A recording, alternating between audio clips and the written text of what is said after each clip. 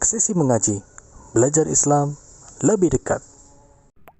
Bismillah, Assalamualaikum warahmatullahi wabarakatuh. Innal hamdalillah nahmaduhu wa nasta'inuhu wa nastaghfiruh wa na'udzu billahi min syururi anfusina wa min sayyiati a'malina. Man yahdihillahu fala mudilla lahu wa man yudlil fala hadiyalah. Asyhadu an la ilaha illallah wahdahu la syarika lah wa asyhadu anna Muhammadan abduhu wa rasuluh.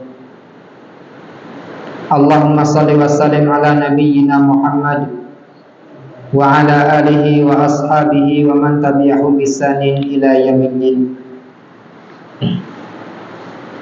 Jamaah yang dimuliakan Allah Subhanahu wa taala, dan semoga Allah Subhanahu wa taala menjaga dan melindungi kita semuanya dari keburukan jiwa-jiwa kita, kejahatan diri-diri kita, dari kejahatan makhluk yang Allah ciptakan, dan semoga kita bisa istiqomah di dalam ketaatan kepada Allah Subhanahu wa taala. Salawat dan salam semoga terlimpahkan kepada Nabi kita Muhammad Rasulullah sallallahu alaihi wasallam. Semoga terlimpahkan juga kepada keluarga beliau, kepada para sahabatnya, dan juga kepada seluruh umatnya. Alhamdulillah, pada malam hari ini kita bisa kembali bertemu. Yang pada pekan ini ada pergantian jadwal ya, karena Selasa kemarin ada keperluan, jadi kita minta Sopir Rino untuk mengisi Selasa kemarin, dan sekarang jadwal Sopir Rino diganti dengan saya. Alhamdulillah,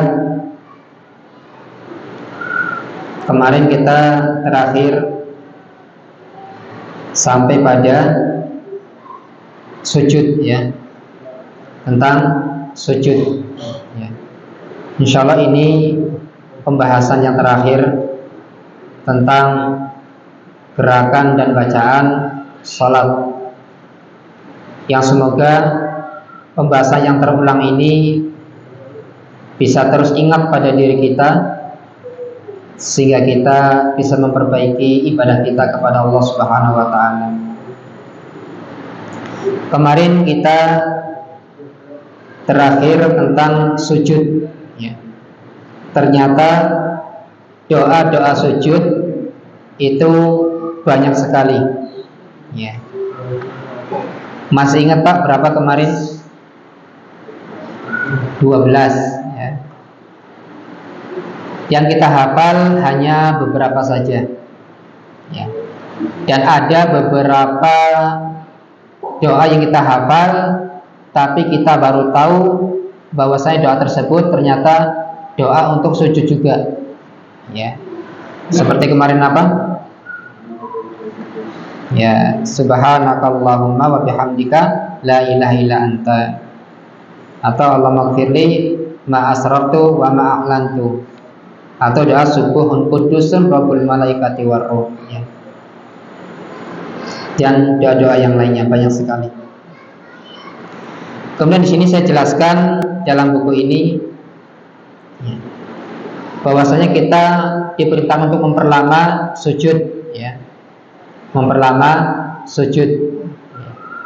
Tapi kalau orang yang kepalanya sakit ya, pening, kalau sujud itu malah tambah berat kepalanya, ya jangan terlalu lama ya, jangan terlalu lama ya, karena sedang tidak baik kondisi kepalanya.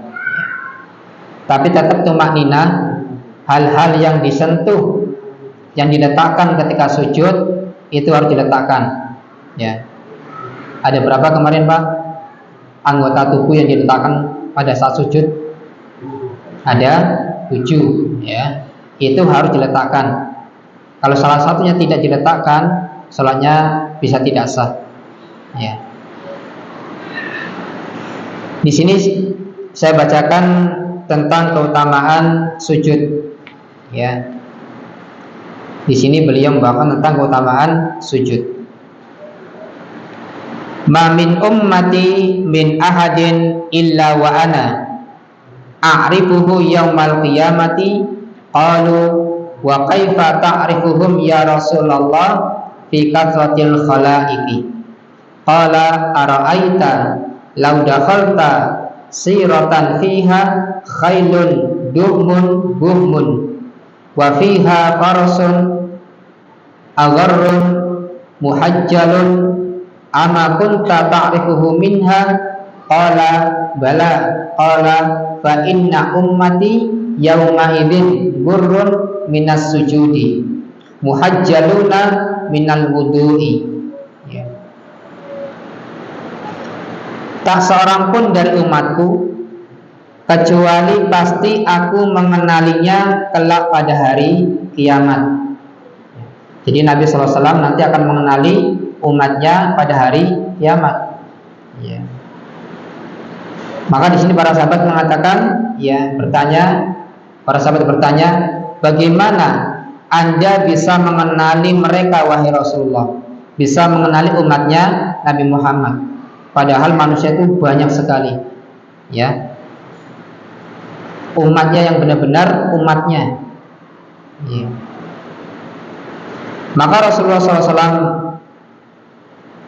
menjawab, ya, tadi dikatakan oleh para sahabat, bagaimana Anda mengenali mereka wahai Rasulullah di tengah begitu banyaknya makhluk, ya, begitu banyaknya manusia.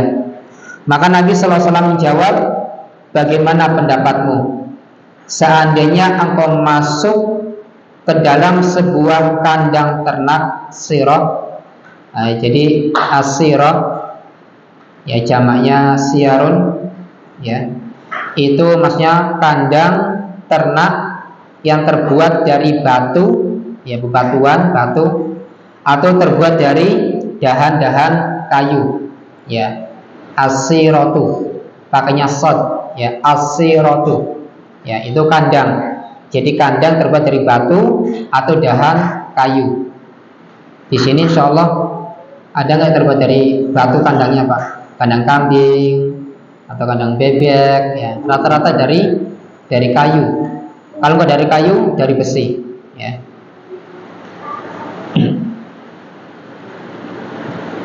Yang di dalamnya ada sekumpulan kuda berwarna hitam legam, hitam paling hitam, dan di antaranya terdapat seekor kuda berwarna putih terang pada wajah dan kakinya. Jadi banyak kuda-kuda hitam sekali.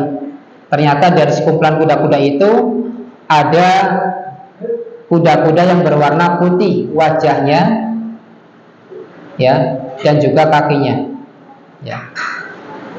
Kita kalau punya kuda, pokoknya punya warna lah, dilepaskan masuk ke dalam kuda yang rata-rata ya semuanya hitam semua, kemudian suruh mencari, pasti ketemu, ya, karena ada warna yang berbeda. Nah, ini kuda saya, ya. Nah, Nabi SAW akan mengenali umatnya seperti tadi diceritakan, ya.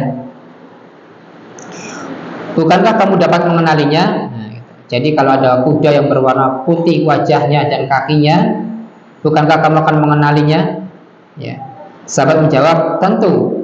Lalu beliau SAW bersabda, sesungguhnya umatku pada hari kiamat itu mempunyai wajah yang putih berseri karena sujud, dan anggota-anggota wudhu yang cemerlang, ya, karena wudhu. Jadi nanti anggota-anggota wudhu kita ini akan bercahaya nanti, dan Nabi SAW akan mengenali umatnya. Masya Allah, ya. Ini tentang keutamaan sujud, ya.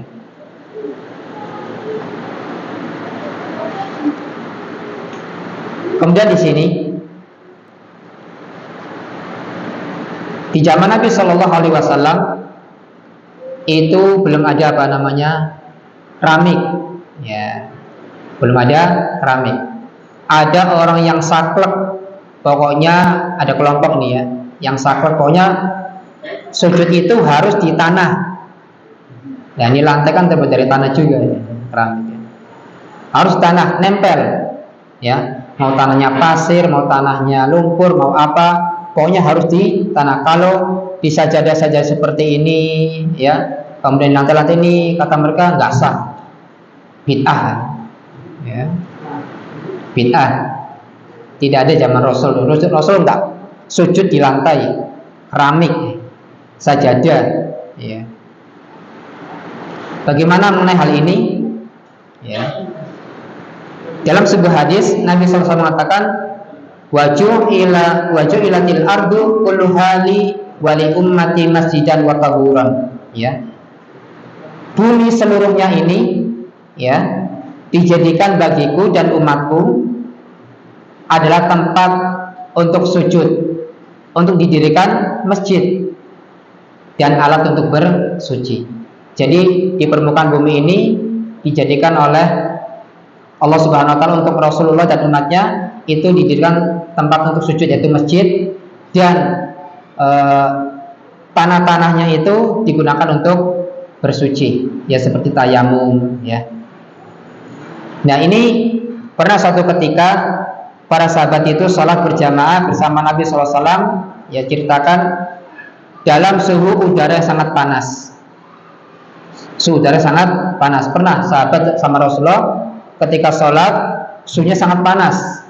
Kalau dia sujud di tanah nggak akan kuat karena pasir-pasir batu tersebut panas, ya. Dia tidak akan bisa bertahan mungkin, ya. Apabila salah seorang di antara mereka tidak kuat untuk menempatkan keningnya di atas tanah, maka ia membentangkan kainnya. Nah, membentangkan kainnya. Dari dalil ini boleh nggak pakai karpet? Kalau sekarang nggak pakai karpet aja nggak panas kan? Nah, dingin. Nah, tapi tidak apa-apa, ya. Karena di zaman Nabi SAW itu mereka manusia-manusia belum mampu untuk menciptakan keramik seperti ini. Ini masalah dunia. Jadi sesuatu yang diperbolehkan, ya. Walaupun bid'ah, tapi ini sesuatu yang memang Rasul tidak mampu. Zaman sahabat nggak mampu, ya kan? Tapi kalau cara maulid, kira-kira Rasul sama sahabat mampu nggak? Oh, mampu sekali. Abu Bakar kaya raya, Umar kaya raya, Utsman kaya raya, banyak bisa Nabi. Tapi Nabi tidak mengajarkan. Ya. Di zaman Nabi nggak ada yang bisa membuat mobil, ya kan? Karena tidak mampu. Itu sesuatu yang dunia, ya, boleh berkembang. Jadi harus dibedakan, Pak. Ya, harus dibedakan. Harus mengerti tentang definisi bid'ah itu sendiri. Yang dilarang Nabi itu bid'ah dalam masalah apa? Kalau dalam masalah agama itu dilarang. Kalau dalam masalah keduniaan silakan, ya. Mau bikin gelas kaca atau bikin HP atau motor mabur, ya, itu masalah dunia, ya. Alat transportasi untuk pergi naik haji, ya kan? Katanya ada yang saklek, pokoknya harus pakai onta, ya. Harus pakai onta. Kalau pakai onta nggak sah, ya. Nabi tidak menjelaskan bagaimana caranya menuju ke sana. Silakan. Kalau harus dipatok harus pakai onta, ya semua berat. Karena kita nggak mungkin mampu untuk membeli unta. Silakan alat-alat seperti itu digunakan untuk sarana-sarana ibadah. Kemudian yang berikutnya di sini adalah bangkit dari sujud. Nah, sujud sudah selesai. Sekarang kita masuk kepada bangkit dari sujud, ya. Jadi ingat-ingat, Pak, ketika sujud itu dahi sama hidung harus benar-benar ditempelkan. Jangan sampai hidungnya tok, ininya enggak. Jangan sampai ininya yang ditempelkan, hidungnya enggak. Ini harus menempel, ya.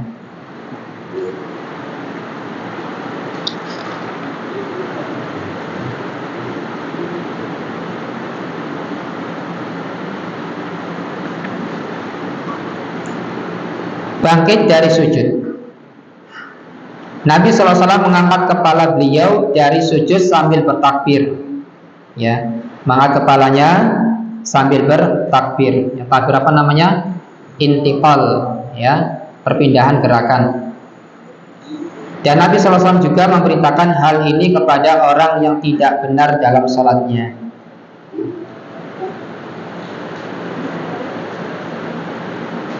Ini dalam sebuah hadis yang diriwayatkan oleh Imam Abu Dawud, Al-Hakim, dan hadis ini disetujui oleh Imam Adz-Dzahabi.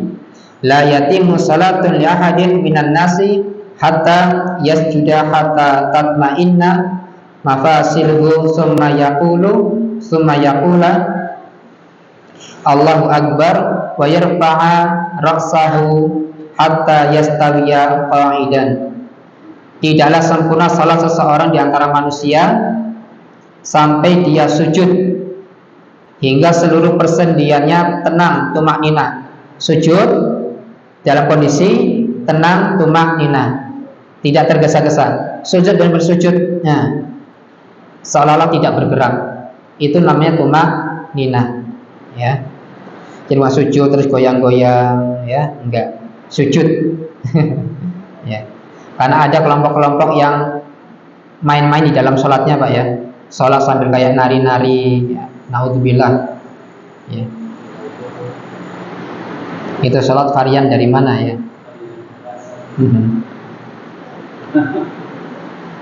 Kemudian mengucapkan Allahu Akbar dan mengangkat kepalanya hingga duduk dengan tegak. Angkat kepala, duduk dengan tegak, ya.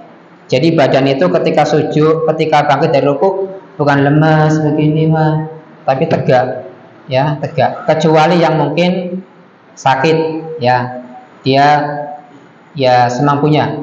Tapi bagi yang sehat, tegak badannya, ya, ketika bangkit dari sujud, bukan Allahu Akbar begini, ya, kayak orang lemes. Jadi tegak badannya, ya.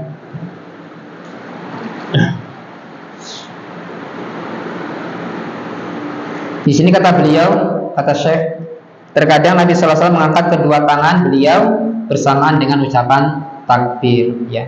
Jadi tadi kita udah jelaskan di awal-awal, ya. Tata caranya itu ada 3, ya. Terkadang tangan dulu, baru ucapan takbir. Kadang ucapan takbir dulu, baru gerakan. Terkadang berbarengan antara gerakan dengan bacaan. Nah, ini ada penekanan dari Nabi Shallallahu Alaihi Wasallam dalam sebuah hadisnya.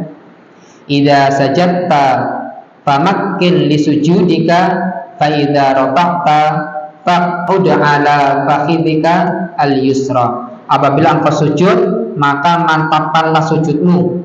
Lalu apabila engkau bangkit dari sujudmu, maka duduklah di atas paha kirimu.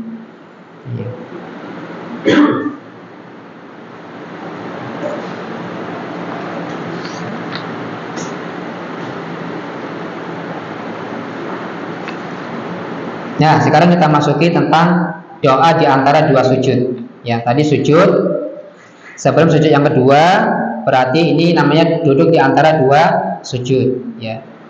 Karena ini sujud. Nah, ini tengah-tengahnya namanya duduk di antara 2 sujud. Dia bangkit dari sujud pertama sebelum melakukan sujud kedua. Di sini yang pertama, ya, ada beberapa bacaan. Di sini disebutkan ada 2 bacaan di antara 2 sujud, ya. Nanti setelah itu kita akan langsung saja dengan tasyahud awal, ya, kalau selesai. Yang pertama, Allahumma firli warhamni wajburni warfa'ni wahdini wa'afini warzuqni, ya. Atau dalam redaksi yang lain ini dibolak-balik, ya. Allahumma firli warhamni wahdini wajburni warfa'ni wa'afini wa'fu anni, ya. Itu yang pertama, Allahumma firli warhamni wajburni warfa'ni wahdini wa'afini, warzuqni. Ya, jadi ada berapa doanya Pak? Allahumma gfirli, warhamni, wajburni, warfa'ni, wahdini, wa'afini, warzuqni. Nah, ada 7 permintaan kepada Allah Subhanahu wa taala, 7 doa yang diminta doa ya di antara 2 sujud. Ya. Ya Allah, ya Rabbi, ighfirli, ampunilah aku.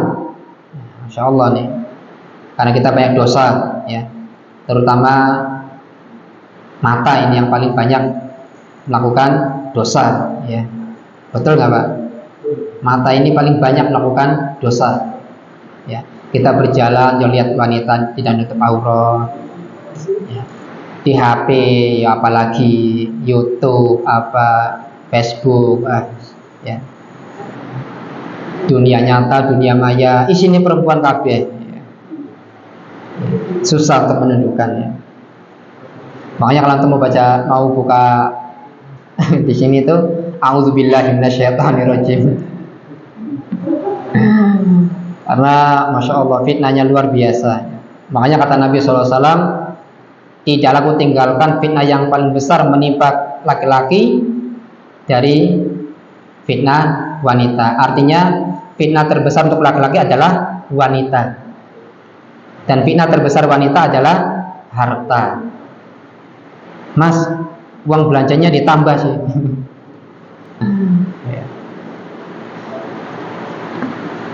Karena memang wanita itu suka berhias, dan memang ditakdirkan suka perhiasan.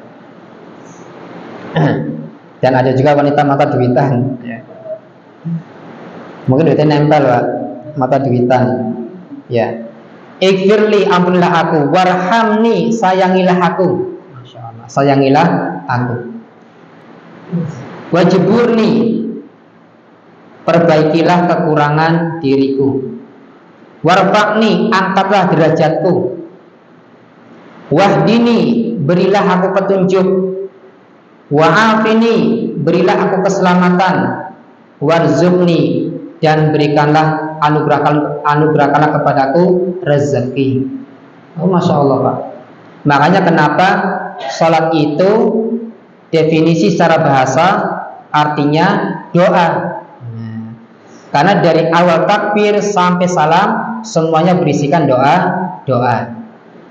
Ya, itu secara bahasa. Adapun secara istilah, salat itu dimulai dari takbir, ya, ada ruku, i'tidal, sujud, dan diakhiri dengan salam. Jadi kalau ada orang yang cuma duduk, ya, layah-layah, kemudian dia baca-bacaan doa sholat, kemudian dikatakan sudah sholat, ya, katanya sudah sholat nih, maka dia belum sholat. Ya, belum sholat. Karena memang ada orang-orang seperti ini, duduk sambil baca-bacaan sholat, katanya ditanya udah sholat, udah.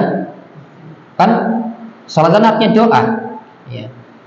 Tapi dia nggak ruku, nggak sujud, nggak tidar, ya, nggak berdiri, ya. Memang semakin menjelang hari kiamat itu banyak sekali orang-orang yang nyeleneh, ya. Pasti ada aja orang-orang yang muncul sebagai pemimpin mengatasnamakan agama, ya, agamanya Islam lagi ngakunya, tapi membawa ajaran yang tidak benar. Yang kedua, ya, bacaan yang kedua ini ringkas. Ini bisa diucapkan bagi orang yang baru-baru belajar sholat. Ya, kalau yang tadi kan panjang tuh, dia harus ngapalin, apalagi yang umur 50 tahun baru belajar sholat. Aduh, wis, nanti aja sholatnya wis, doanya nggak hafal, ya. Maka dia tetap sholat. Baca doa, ajarkan yang paling ringan, yaitu apa? Rabbighfirli 2 kali. Ya, jadi subhana rabbil a'la 3 kali, bangkit dari sujud dia hanya mengucapkan Rabbighfirli. Udah, gampang. Kemudian sujud lagi, subhana rabbiyal a'la 3 kali, gampang, ya. Salat itu yang sulit apanya salat itu? Coba Pak tanya, sholat itu yang sulit apanya? Hah? Istiqomah. Istiqomah di masjid maksudnya ya? Susah untuk sholat istiqomah di masjid, susah. Ya, sholat tetap dijalankan, walaupun kadang sholatnya di rumah. Ya, yang sulit itu bagi orang yang malas. Nah itu. Ya, gampang sholat. Kata Nabi gak bisa berdiri, duduk berat, tidak bisa berbaring, gampang. Ya. Puasa tidak kuat karena sakit, boleh nggak puasa? Nanti kalau udah sehat diganti, nggak ada yang susah. Ya, Islam itu gampang. Inna dina yusrun, ya.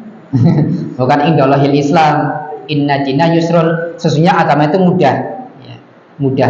Mudah sekali.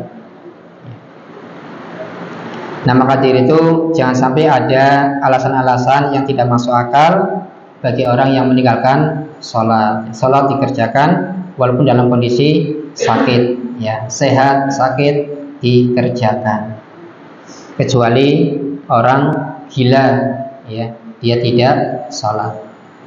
Mungkin ini, ya. Nanti insya Allah kita akan lanjutkan sedikit tentang doa tasyahud awal. Nah, ini setelah ini selesai, tadinya mau saya pakai proyektor, cuma kayaknya agak susah ya. Nanti pakai orang aja, langsung orang ya, mempraktekkan. Demikian yang bisa kita sampaikan pada malam ini. Insya Allah kita akan lanjutkan setelah sholat isya. Kita tutup dengan doa kafaratul majelis. Subhanakallahumma bihamdika asyhadu an la ilaha illa anta astaghfiruka wa atubu ilaik. Wassalamualaikum warahmatullahi wabarakatuh.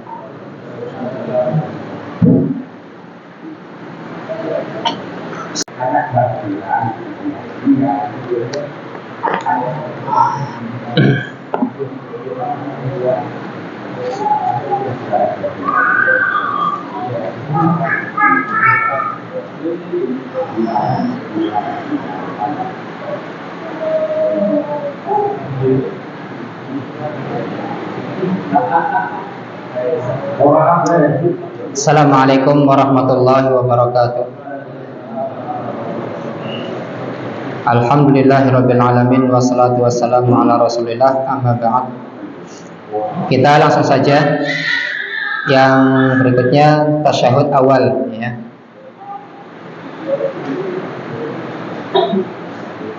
Tasyahud awal.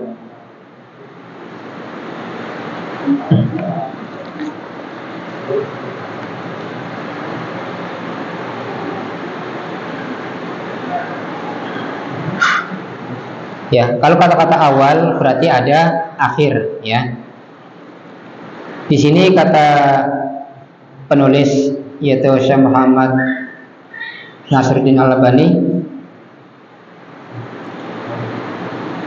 bagaimana dalam kondisi kalau misalkan sholat yang jumlah rakaatnya 2, apakah dia duduk iftiras atau tawarruk? Ya, ini sudah menjadi perbincangan para ulama ya. Ada yang mengatakan tawarruk, ada yang mengatakan iftiras. Di sini kata beliau, setelah selesai dia mengerjakan rakaat kedua, kata beliau penulis buku ini, Nabi SAW itu duduk tasyahud. Apabila sholat yang beliau kerjakan itu adalah sholat yang 2 rakaat, seperti sholat subuh, kata beliau, Nabi SAW itu duduk dengan cara iftirosh ya, iftirosh. Karena kalau tawarruk itu duduknya hanya dilakukan kalau ada at-tahiyat awal dan at-tahiyat akhir ya. Jadi kalau tawarruk itu adalah at-tahiyat akhir, at-tahiyat yang kedua. Kalau cuma satu tasyahud, satu ya kita katakan satu at-tahiyat lah gitu, itu duduknya iftirosh. Dan memang yang paling roji itu iftirosh ya.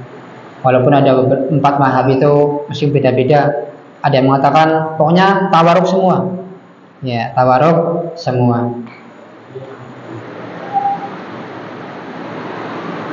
Ya, duduk iftirash itu seperti duduk di antara dua sujud.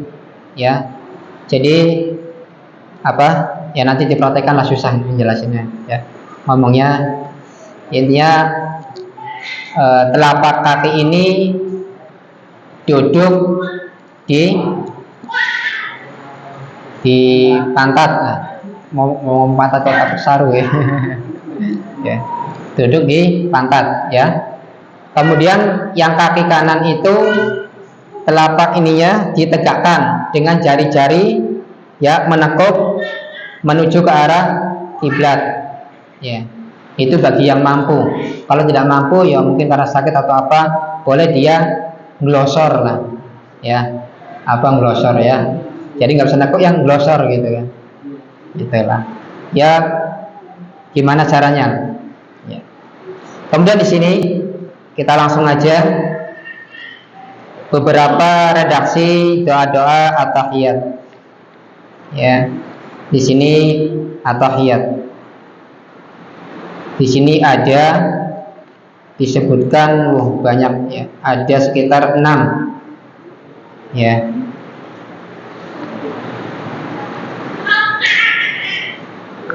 Doa yang pertama ketika tasyahud. Jadi bagaimana jarinya itu? Ketika tasyahud itu dia nelunjuknya itu ketika di awal membaca at-tahiyat, atau dia ketika nelunjuknya itu mengucapkan asyhadu alla ilaha illallah. Ya. Sepengetahuan saya, beberapa penjelasan ustadz yang lain itu telunjuknya itu diarahkan ketika kita mulai baca at-tahiyatulillah. Jadi bukan asyhadu alla ilaha illallah, bukan, tapi langsung at-tahiyatulillah. Ya. Jadi ada beberapa cara di sini tentang, ada yang membentuk lingkaran begini, ya. Ada yang membentuk begini, ya. Ada 2 yang bentuk lingkaran. Yang paling enak itu lingkaran. Kalau gini agak enak lingkar. Ya. Dan ini lurus ke depan. Nanti di sini sebutkan ada hadis yang menerangkan tentang menggerak-gerakkan jari. Ya. Tapi menggerak-gerakkan jarinya itu bukan begini, ya. Tapi lurus begini, dia begini. Kemudian saya baca di Majmu' Fatawa punya Syekh Muhammad bin Shalih Al-Utsaimin. Jadi menggerakkan jari telunjuk itu hanya digerakkan ketika seseorang itu membaca. Kalau tidak membaca, ya dia diem. Ya, misalkan nih, innaka hamidun majid. Kemudian kita nggak baca-baca lagi, nunggu sampai imam salam. Ya dia diem. Ya. Itu yang pernah saya baca di Majmu' Fatawa punya Syekh Muhammad bin Shalih Al-Utsaimin. Ya. Hanya digerakkan ketika membaca doa.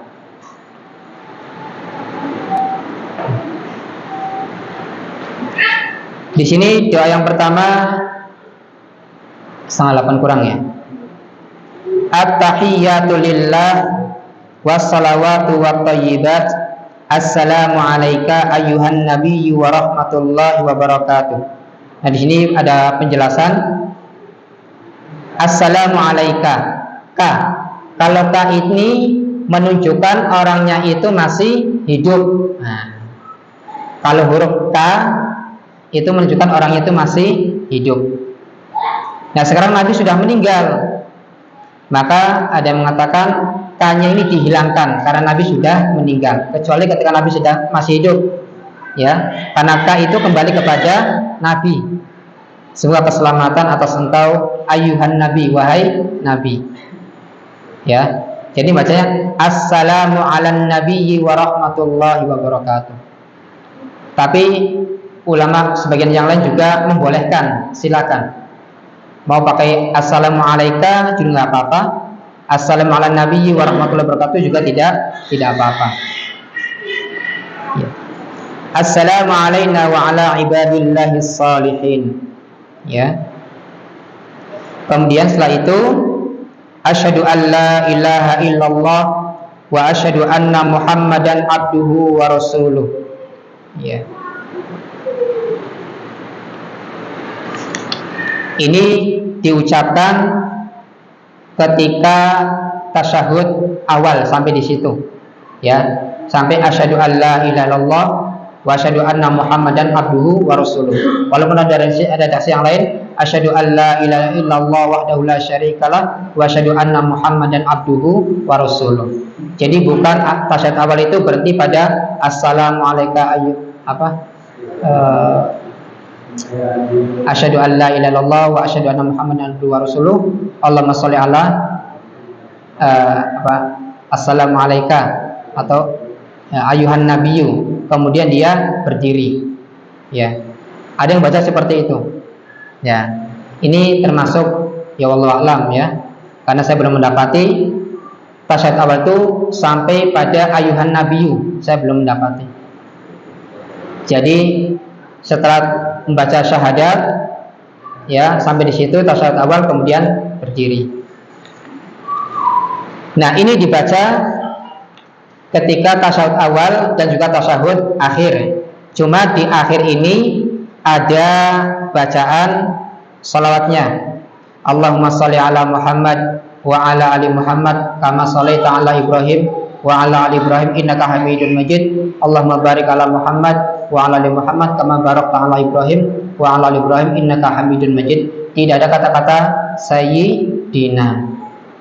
Ya, jadi langsung Allahumma sholli ala ya.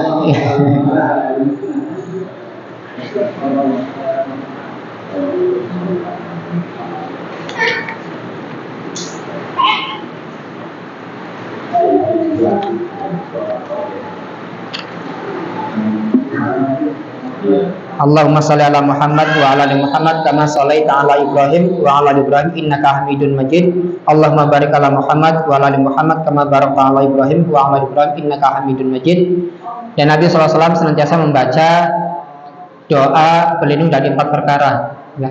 Allahumma inni a'udzubika min adzabi jahannam wa min adzabil qabr wa min fitnatil mahya wal mamati wa min syarri fitnatil masiihid dajjal.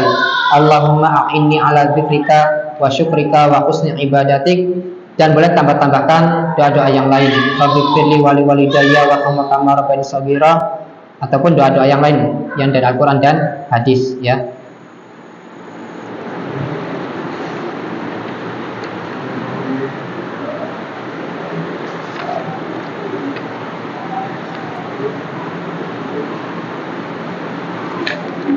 Ya, sampai di sini, ya. Insyaallah.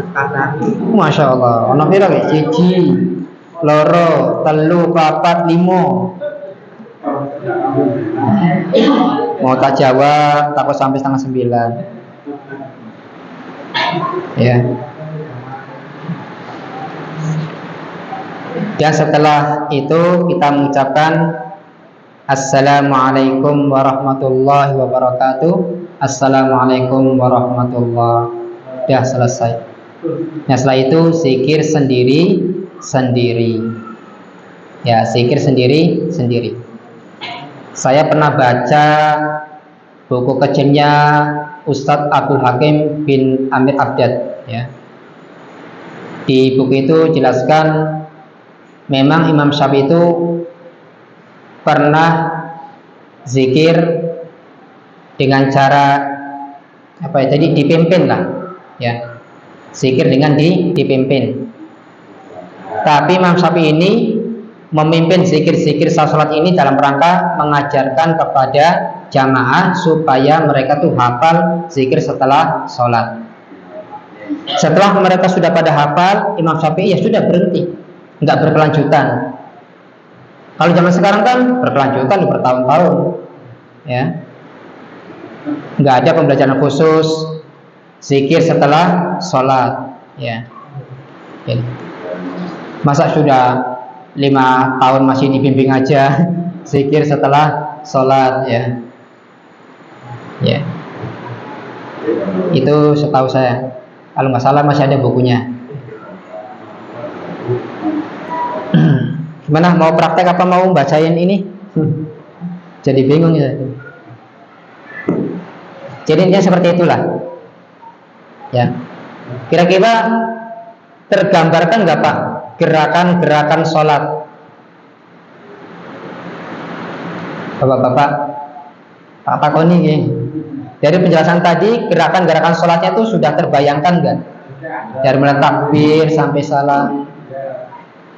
Bapak-bapak, yang mbah-mbah, atau bapak-bapak, yang mbah-mbah, ya. Gimana? Perlu dipraktekkan apa? Udah terbayangkan, nggak usah dipraktekkan lagi. Kemudian di sini dengan sudah tapi Yang di luar suruh datang Pak. Insya Allah udah paham ya.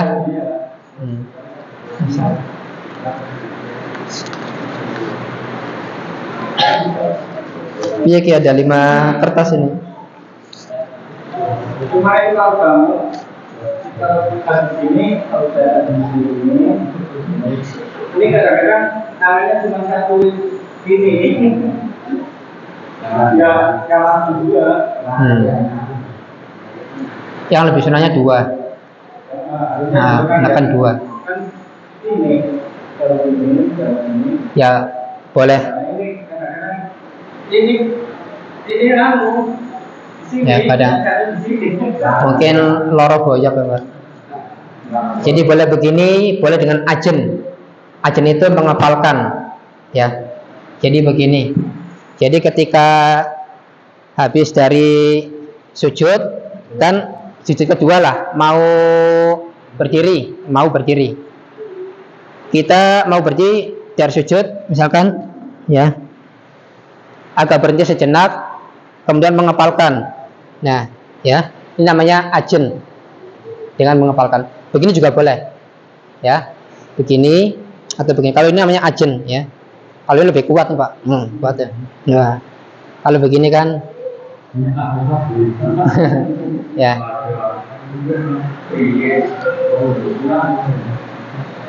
Itu biasanya dilakukan bagi orang yang sholat sendirian. Ya. Bagi makmum dia langsung berdiri. Bagi imam, ya. kita kata ayat awal kalau dan itu ya kan ini saya ini ya dan ini Ditegakkan. Ini boleh apa ya jempol apa namanya ini nggak boleh apa kalau di ini kode Yang katakan ke ini jari oh itunya. ini apa segini atau bebas Ya agak direnggangkan. Iya. Ya bebas sih. Nah, yang penting telapaknya itu didudukin telapak kirinya. Ya. Kalau bisa ada jarak, ya. Ada celah.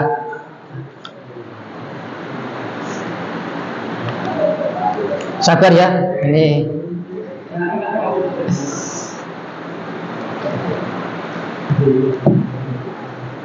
Bismillah. Takira bismillah. Selanjutnya, semisal sholat 4 rakaat. Rakaat keempat pas bangun dari sujud, takbir mengangkat kedua tangan lagi atau tidak perlu. Rakaat keempat pas bangun. Semisal sholat 4 rakaat. Rakaat keempat. yang terakhir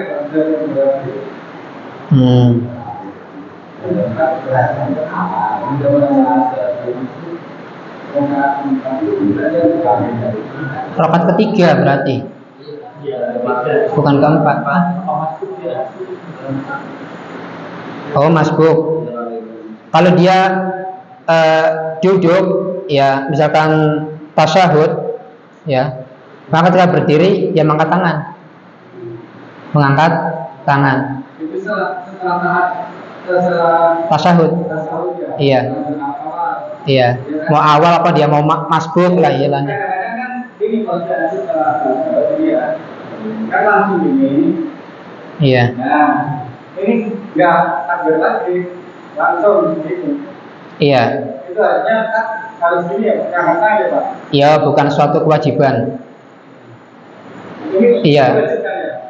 Enggak. Oh, Ah. jadi bebas. Bebas. Nah, boleh langsung berdekap atau dia mengangkat tangan. Tapi lebih ininya mengangkat tangan. Nah,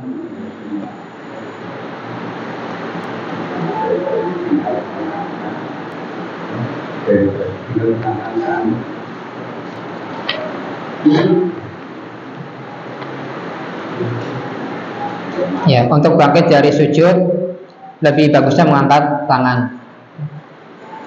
Assalamualaikum warahmatullahi wabarakatuh. Boleh nggak Ustaz? Boleh apa nih? Jika anak pinjam uang, pinjam ke saya kayaknya. Jika anak pinjam uang sama temen Pak ya. Dan pas ana mau balikin uangnya, ana lebihin sebagai bentuk terima kasih. Apakah ini termasuk riba? Jazakallahu khairan. Ya, kalau mau kembalikan dulu uangnya. Kalau minjemnya 5 juta, nih 5 juta. Udah selesai. Terus ini buat kamu lah, sebagai tanda apa namanya ya, sudah menolong lah. Buat jajan kamu sama anak-anak pokoknya ya. Jadi terpisahkan ya, terpisahkan. Kalau harus berbarengan, mengembalikan utang dengan berbarengan dilebihkan, ini termasuk riba. Tapi kalau sudah ada akad, misalkan ini bayar utang, terus udah selesai nih utang, bayar utang, terus ini ada uang jajan buat anak-anak kamu lah gitu, misalkan. Ya, misalnya enggak apa-apa. Apakah imam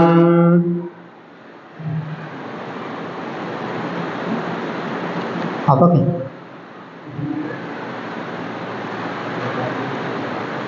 Apakah imam madhab membolehkan jika kuku panjang asal bersih? Nah, ini menyelisih sunnah ini. Nabi dalam sebuah hadis, fitrahnya manusia itu ada 10. Salah satunya memotong kuku. Ya, memotong kuku, memotong kumis, ya, mencabut bulu ketiak, mencukur bulu kemaluan, ya, khitan, ya. Itu termasuk, ya, jangan dipanjangkan ya, dipotong kukunya. Ya. Kalau kukunya bersih 1 meter, nah, kan ada di YouTube tuh, kuku terpanjang sedunia, kan, sampai ngelingkar-lingkar, ya, perempuan lagi. Ya, sesuai fitrahnya lah. Kata Nabi SAW itu fitrah manusia itu ada 10. Ya, potong kuku, ya, potong kuku. Apalagi di hari Jumat, ya.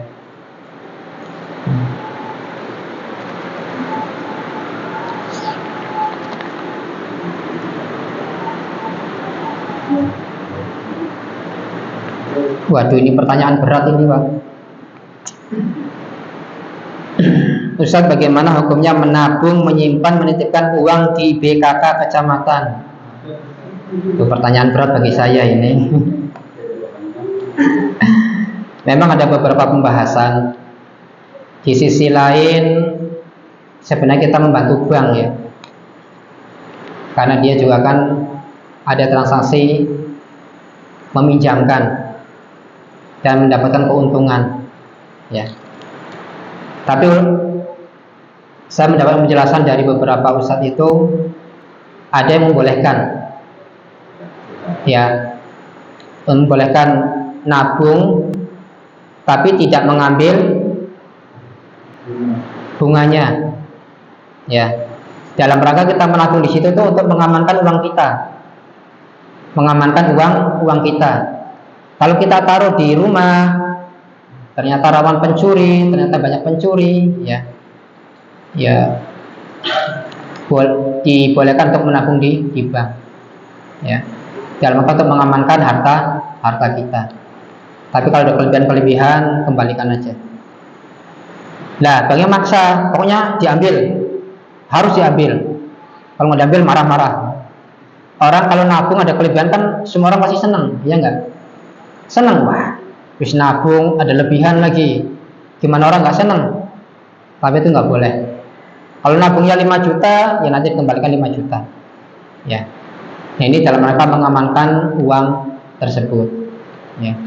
Tapi jangan mengambil kelebihannya. Kalau memang harus diambil kata banknya, ya maka uang tersebut digunakan untuk umum. Misalkan perbaikan jalan, memperbaiki jembatan, ya digunakan untuk itulah, uang-uang riba seperti itu, ya.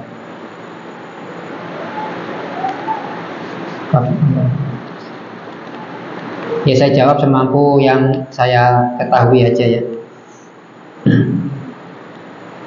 Jam berapa Pak? Jam 8 kurang. Assalamualaikum warahmatullahi wabarakatuh. Ustaz, apakah seorang suami masih wajib menafkahi istrinya yang sudah berbulan-bulan tidak mau melayani suaminya? Apakah seorang suami masih wajib menafkahi istrinya yang sudah berbulan-bulan tidak mau melayani suaminya? Bagaimana seharusnya sikap suami karena alasan istrinya hanya sudah malas saja? Kalau dia masih istri kita, ya masih wajib menafkahi. Masih wajib ya menafkahi. Masih wajib.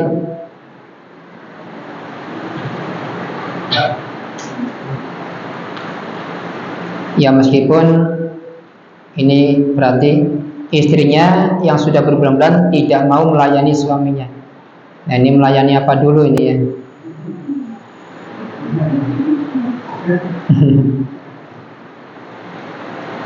Nah, bagi seorang suami kalau dia masih istri kita masih wajib menafkahi.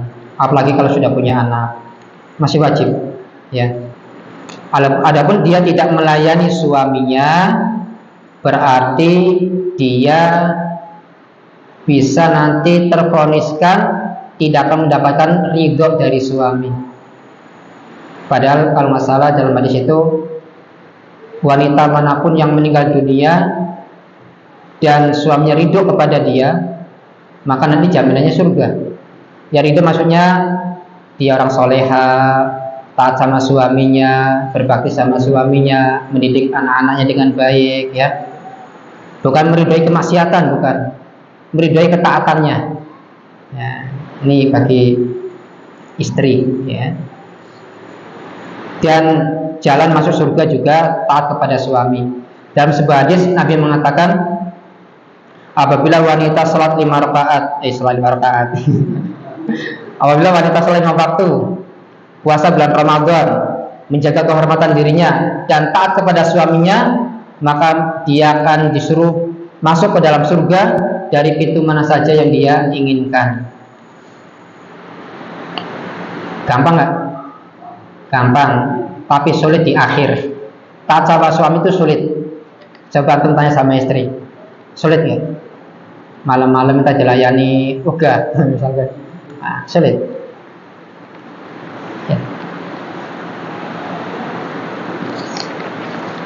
Ya, pertanyaan terakhir. Assalamualaikum warahmatullahi wabarakatuh.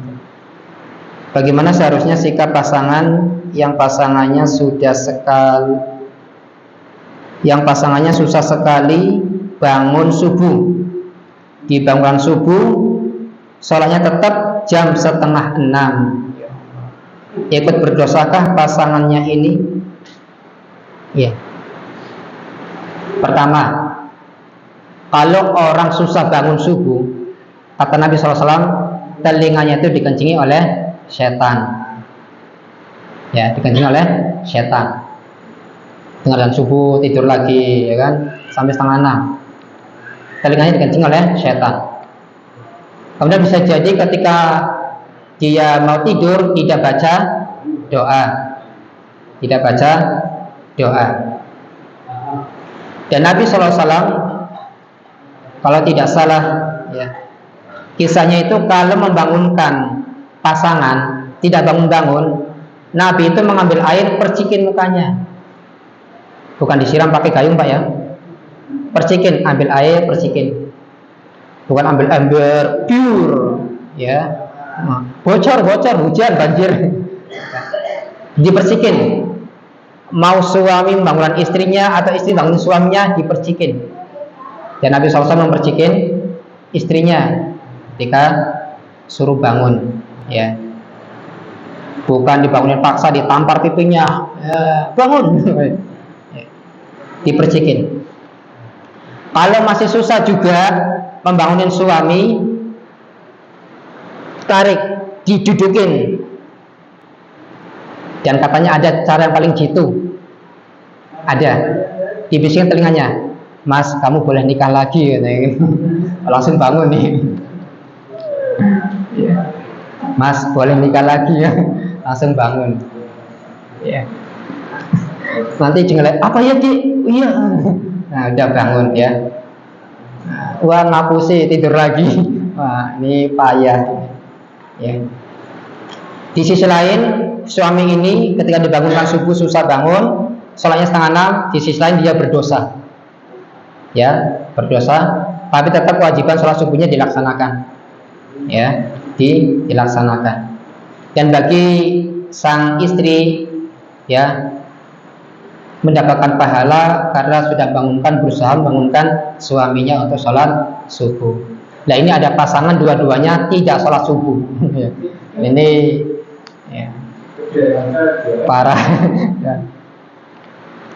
Ada seorang suami istri yang malas sholat lah. Ya, gimana mau bangunin istrinya, bangunin suaminya, ya. Ternyata dua-duanya juga tidak sholat. Ya, semoga Allah Subhanahu wa taala mudahkan ya. Bagi para suami yang wajib sholat di masjid, agar dia rajin sholat ke masjid. Dan bagi istrinya yang bangunkan suaminya, ini adalah ladang pahala buat istrinya. Ya. Bagaimana kalau seorang muslim sholatnya diuntungkan? Muslim, laki-laki berarti. Wah, berarti dia muslim soleha berarti.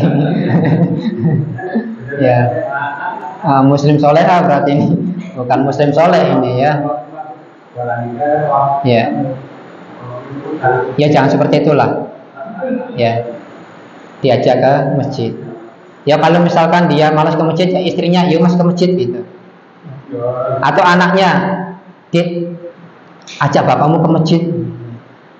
Digandeng, Pak yuk ke masjid sholat.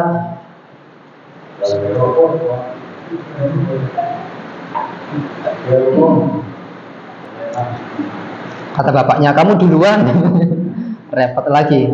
Pas anaknya pulang dari masjid, pulang ke rumah, Pak kok nggak lihat ke masjid, udah sholat di rumah.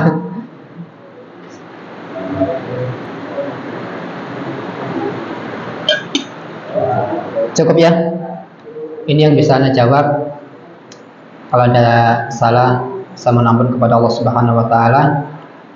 Dan semoga Allah Subhanahu wa taala senantiasa membimbing kita semuanya ke jalan yang lurus, dan semoga Allah Subhanahu wa taala menerima semua amal ibadah kita. Kita tutup dengan doa kafaratul majelis. Subhanakallahumma bihamdika asyhadu an la ilaha illa anta astaghfiruka wa atubu ilaik. Allahumma inna nas'alukal huda wa tuqa wal afa wal ghina wa akhiru da'wana alhamdulillahi rabbil alamin. Wassalamualaikum warahmatullahi wabarakatuh.